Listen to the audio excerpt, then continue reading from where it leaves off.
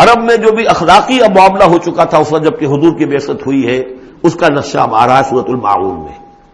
یعنی یہ کہ ایسا نہیں تھا کہ سرے سے ان کے ہاں کوئی ویلیوز رہی نہ ہو، لیکن یہ کہ تلپٹ ہو جاتی ہیں ویلیوز، اور یہ کہ کچھ چیزیں ہوتی ہیں کہ جن کی حقیقت نہیں رہتی، صرف ان کی رسم رہ جاتی ہے.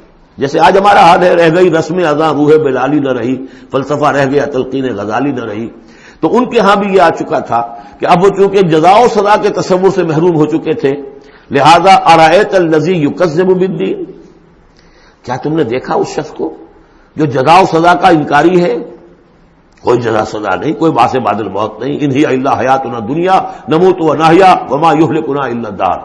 اس دنیا کی زندگی کے سوا کوئی زندگی نہیں، ہم خود مرتے ہیں خود جیتے ہیں، اور ہلاک کرنے والی شے گردش افلاک کے سوا اور کوئی نہیں، ہم کوئی خدا کو نہیں مانتے. ایسے لوگ بھی تھے ان میں. ظاہر بات ہے کہ اس شخص کا کردار کیسا ہو جائے گا جو جزا و سزا کا منکر ہے. وہ تو یہی ہوگا بابر بیش کوش کہ عالم دوبارہ نہیں اس طرح. جب کوئی اور زندگی دوبارہ ہے ہی نہیں، یہی زندگی ہے، کھاؤ پیو عیش کرو، جہاں ہاتھ پڑ سکتا ہو ڈالو، جو چیز حاصل کر سکتے ہو کر لو. کیوں جھجک رہے ہو کہ یہ برا ہے اور یہ اچھا ہے اور یہ جائز ہے اور یہ ناجائز ہے؟ پھر تو طریقہ یہی ہوگا. تو وہ کردار کیا بنتا ہے اگر جزا و سزا کا انکاری ہوگا انسان، تو کردار کیا بنے گا؟ فَذَلِكَ الَّذِي يَدُعُّ الْيَتِيمَ، وہی ہے کہ جو یتیم کو دھکے دیتا ہے. کیوں کھلائے یتیم کو؟ کون سا فائدہ ہے اسے سے؟ وَلَا يَحُضُّ عَلَىٰ طَعَامِ الْمِسْكِينِ، اور کسی مسکین کو کھانا کھلانا خود تو درکنار، کسی اور کو بھی اس کے لیے کوئی تلقین کرنے کو تیار نہیں. اس لیے کہ اندیشہ یہ ہے کہ میں اسے تلقین کروں گا تو پلٹ کر مجھ سے نہ کہے کہ تم کیوں نہیں کھلاتے. فَوَيْلٌ لِّلْمُصَلِّينَ، ان کے ہاں نماز تو ہے، نماز کا حلیہ انہوں نے بگاڑ دیا ہے. وہ سورہ انفال میں ہم پڑھ چکے ہیں، سیٹیاں بجاتے تھے، تالیاں بجاتے تھے، لیکن وہ نماز سمجھتے تھے اسے. وہ طواف کرتے تھے خانہ کعبہ کا، اور اس میں سب سے اونچا طواف سمجھتے تھے اس کو کہ مادر ذات برہنہ ہو کر طواف کیا جائے. یہ سارے تکلفات ختم کر کے، اور بالکل جیسے دنیا میں آئے تھے، اللہ نے جب ہمیں بھیجا تھا تو اللہ کے گھر میں آئے تو اسی طریقے سے آئیں جیسا کہ اللہ نے دنیا میں ہمیں بھیجا. اب ان کے یہ تصورات تھے. فَوَيْلٌ لِّلْمُصَلِّينَ الَّذِينَ هُمْ عَنْ صَلَاتِهِمْ سَاهُونَ، تو تباہی ہے، ہلاکت ہے، بربادی ہے ان نماز پڑھنے والوں کے لیے جو اپنی نمازوں سے غافل ہیں. اس کی روح ختم ہو چکی ہے، شکلیں بھی بدل دی گئی ہیں.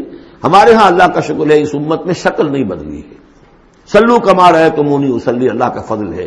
اس طرح کی بدعات وہاں ہمارے ہاں نہیں ہے. لیکن یہ ہے کہ روح جو ہے، روح نماز، حضور قلب. آدمی نماز پڑھ رہا ہو تو احساس ہو کہ میں کس کے سامنے کھڑا ہوں، اور پھر جو کہہ رہا ہو اس کو سمجھ رہا ہو، اور خلوص و اخلاص سے کہہ رہا ہو ایاک نعبد و ایاک نستعین، پھر اس پر عمل کرتا ہو. وہ کہاں کتنے ہیں؟ ایک رسم ہے، رہ گئی رسم اذاں روح بلالی نہ رہی، فلسفہ رہ گیا تلقین غزالی نہ رہی. نمازوں، روزوں، قربانیوں، حج یہ سب باقی ہیں، تو باقی نہیں. الذین هم عن صلاتهم ساہون الذین هم یراؤون، اور اگر کوئی نیکی کا کام کرتے ہیں تو دکھاوے کے لیے، تاکہ اس سے کچھ شہرت ملے، بڑا بہت سخی آدمی ہے.